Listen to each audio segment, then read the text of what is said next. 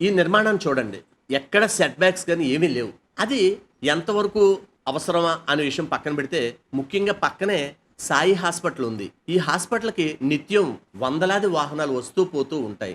వీళ్ళు ఇక్కడ ఉన్న స్థలం మొత్తం బిల్డింగ్ నిర్మాణం చేసేసి ఎక్కడ అవకాశం లేకుండా రోడ్డు వరకు నిర్మాణం చేసేసారు.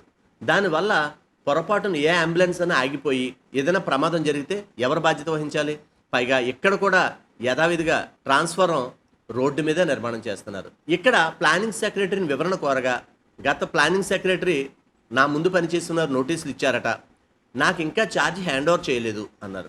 20 రోజులు దాటినా సరే ఛార్జ్ హ్యాండ్ ఓవర్ చేయలేదంటే కరెక్ట్ అంటారా? అది ఇలాంటి నిర్మాణాలపై చర్యలు తీసుకుంటారా, తీసుకోరా? లేదా యథావిధిగా కార్పొరేట్కే కొమ్ము కాస్తూ భారీ భవనాలతో వాళ్ళు పెరిగిపోతూ ఉంటారు, పేదవాడు తరిగిపోతూ ఉండాలి. రోడ్డు పక్కన ఎవడైనా ఒక బోర్డు పెట్టినా, ఒక చిన్న బండి పెట్టినా సరే పట్టుకొచ్చి స్క్రాప్లో పడేస్తున్నారు. మరి ఇలాంటి వాళ్ళ జోలికి ఎందుకు పోవడం లేదు?